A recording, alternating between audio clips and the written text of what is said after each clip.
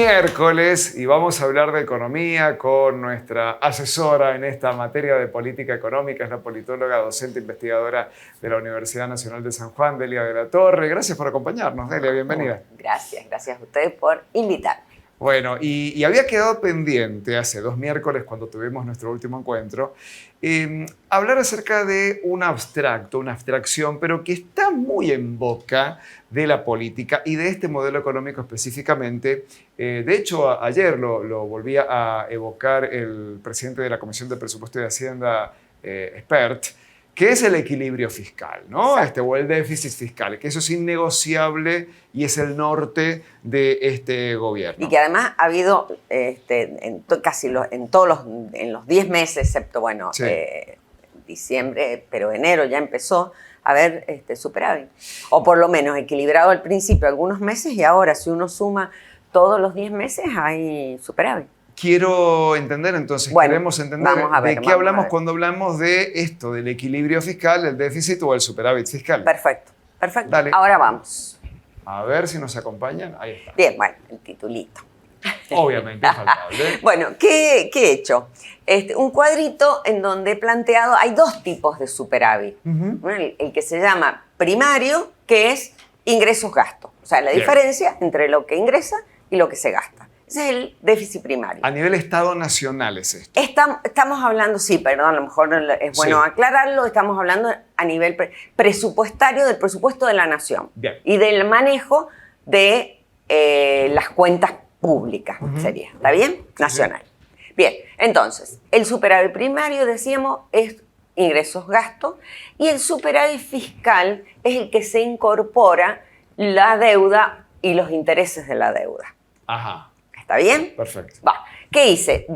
Los 10 meses que te decía de enero a octubre y los 10 meses del 2023. Para comparar, siempre es bueno. Entonces, tenemos en los 10 meses del 24 un superávit primario de 1,8 y un superávit fiscal de 0,5. Como están los intereses de la deuda, es más pequeño. Claro.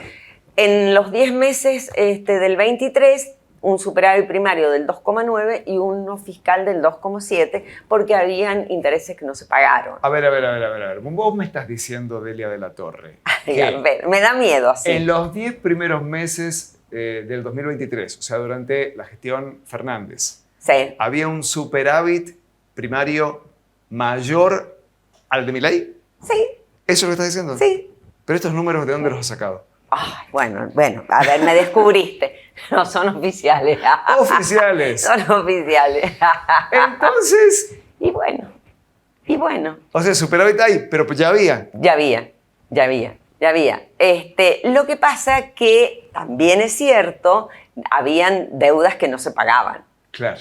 ¿Está bien? Claro. Por ejemplo, lo de los importadores. Y con eso se tenían pisados los gastos. Exactamente. Y algunos gastos que se redujeron también. Massa redujo algunos gastos. Bueno, entonces da eso. Bien. Pero vamos a volver. A mí me parece que lo importante es estos 10 meses. Claro. ¿Por qué? Porque hay un discurso que legitima muchas de las políticas públicas de este gobierno a la población en general, porque dice, bueno, llegamos al superávit. Bueno, ahora vamos a ver de qué se trata este superávit. A ver. Bien, fíjense ahí que es un gráfico que marca los ingresos y los gastos. Bien. Bueno, son negativos. ¿Está bien? Miren, esto es interesante. Bien, ingreso y gasto, todo ha ido a la baja. Todo ha ido a la baja. La recaudación, que es la celeste, bajó al 8,5. Pero más bajaron los gastos. Esa es la motosierra. Esa es la motosierra. Claro. Y la licuadora y todos los aparatos domésticos que hay. ¿Está bien? Con lo cual tenés superávit a pesar de la caída de los ingresos porque más cayeron. ajustaste. Exactamente. Claro. Y ahora, pero esto es clave. Sí. Y ahora vamos a ver de dónde pagamos, digamos, o quiénes o qué sectores pagan esa diferencia y ese incremento de el gasto. ¿Está bien? Vamos al otro. A ver. Bueno, Acá este es un cuadrito de evolución del gasto acumulado en relación al PBI. O sea, porcentaje del gasto en el PBI, enero-octubre. Fíjense, desde el 17, ¿no? Esto es Mauricio Macri. Esto es Mauricio Macri, exacto. 17% del PBI se gastaba, eso quiere decir, ¿está bien? Bueno, en el 2020 el 19 va bajando 17, claro. 14 en el 23, fue un año complicado, y en el 24 el 10,70, 10,8. ¿Está bien? Crece la participación del gasto en el PBI. O sea, disminuye. Claro, no digo, en el 2020 tenemos el pico de gasto producto de la pandemia. Exactamente. Lógicamente, ¿no? Exactamente. Ahí se ve claramente el y después impacto de la pandemia. Va bajando, por eso el gobierno ajusta también el gasto en el gobierno anterior, ¿no? Sí.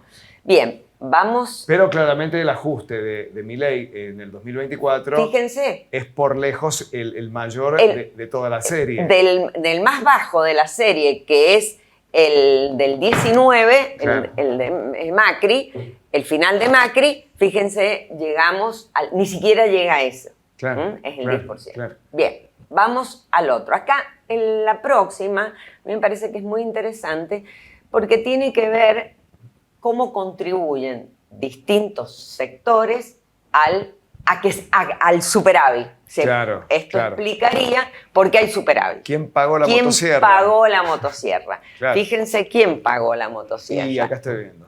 Sí, ya se ve. Sí. Las jubilaciones. En un 24,2%. Sí. Prácticamente un cuarto. Un cuarto. Lo pagan los jubilados. Exactamente. La obra pública. También. Por eso mucha preocupación en los gobernadores y por supuesto la caída estrepitosa del sector construcción, claro. Y el desempleo en el sector construcción, claro. ¿no? Después están las prestaciones sociales. Claro. Todo lo que es plan trabajar, conectar. Que son también dentro de la órbita de ANSES. Exactamente. O sea, termina siendo un ajuste ahí mismo. Es que si vemos el ajuste de las jubilaciones con el de las prestaciones sociales, que sería, eso es el 50%. Claro. Claro. Bien. Ajuste social. Siempre representó el 50% de nuestros gastos. Entonces, bueno, ahora fíjense que representa un poco menos. Pero vamos con subsidios. Bueno, también. Los subsidios a la luz, al transporte, bajan. Salarios y otros gastos. También, ¿no? Hay el atraso salarial, los 12 puntos del atraso salarial. Que es la los salarios de la administración pública, claro, ahí están los salarios de toda la administración pública, organismo descentralizado, INTA. Claro. Eso es licuadora. Eso es lo que él llama licuadora. Hay claramente licuadora. Sí, eso es licuadora. Claro. Después las transferencias a las provincias. A las provincias. Sí, también. Sí. Y las universidades, otros gastos generales. Sí, está clarísimo. Esta fue el desagregado de ese brutal ajuste del 2004. Entonces, por eso uno siempre dice que o el superávit o el déficit, alguien lo paga. Claro. Entonces, si llegáramos a la base, que si estos ajustes no se realizaran, tendríamos déficit. ¿Está bien? Claro. Si pagáramos las jubilaciones que corresponden, le mandáramos el presupuesto a las universidades, habría déficit. Claro, porque cayeron los ingresos. Claro. Por lo cual, digamos, pone en duda el concepto de superávit. Claro. No, claro. A ver, es tan intervenido el superávit de Alberto Fernández por haber tenido pisados, por ejemplo, el pago de las importaciones. Y de algunas deudas. Como este otro superávit que ha pisado los ingresos de jubilados, de trabajadores del Estado, para, bueno, que le cierren los números, digamos. Claro. Hay tanta intervención en un lado como en el otro. Por supuesto, pero porque es político y esa es la atribución que tendría el Poder Ejecutivo y Legislativo para actuar sobre las variables principales. O sea, esto no es nada extraño. No es un mercado liberado tampoco. Tema, por supuesto. En este caso.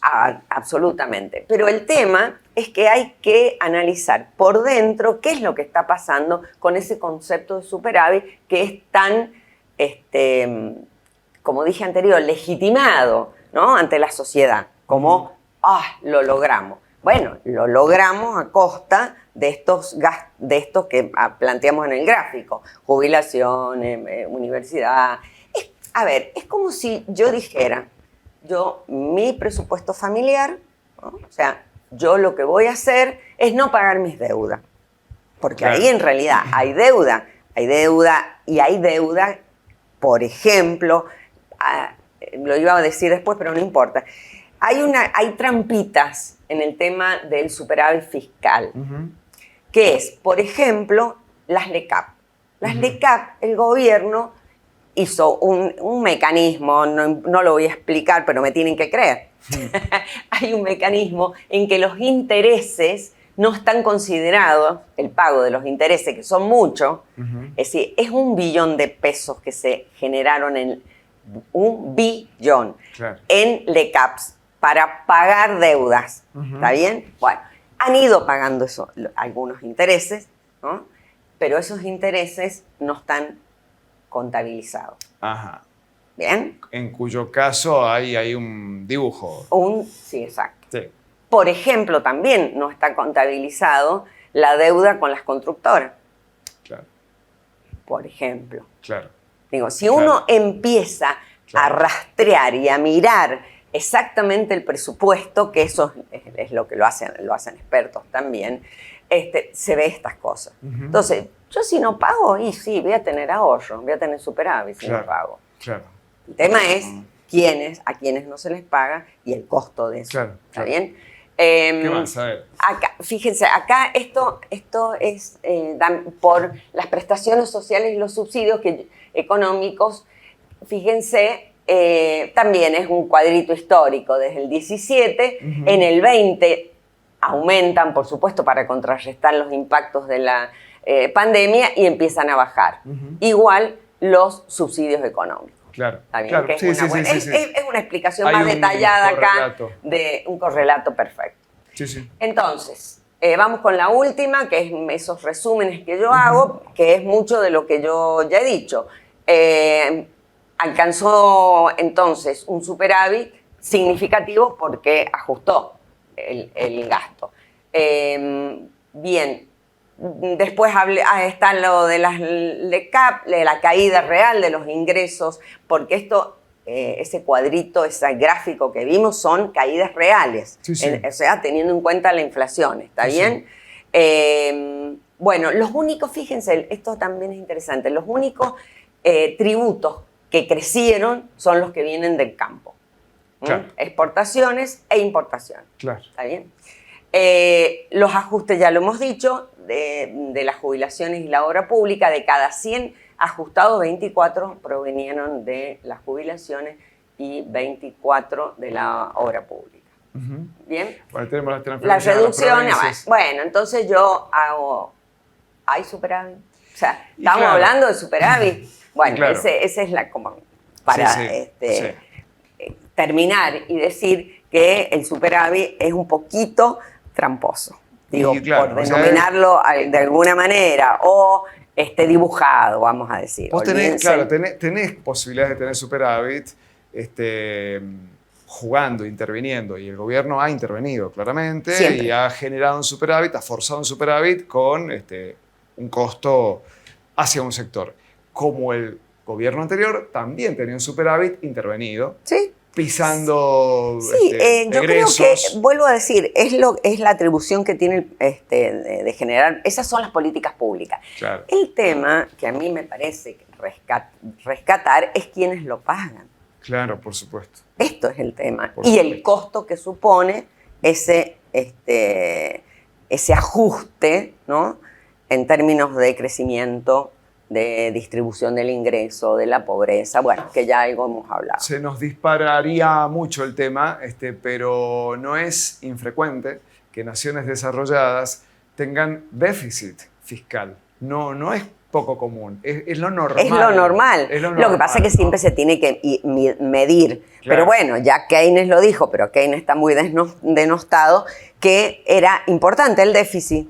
Claro. Porque hacía funcionar siempre y cuando ese déficit trasladara a obra pública, generar empleo, ¿no? Claro. Y actividad económica. Sí, la mayoría de los países. Incluso tienen. Las naciones más desarrolladas. Bueno, el déficit de Estados Unidos es un déficit. Una locura. Sí, obsceno. Claro. Sí, es una locura. Pero bueno, digamos, Estados Unidos imprime los dólares que circulan por el mundo. Claro. Digamos, ahí ya sería otra situación que no es la nuestra. No es la nuestra absolutamente. Delia, muchas gracias. Como gracias siempre. A ustedes. Delia de la Torre pasó por aquí nuevamente por Banda Ancha. Hablamos de déficit, superávit, equilibrio fiscal. Pausa, ya volvemos.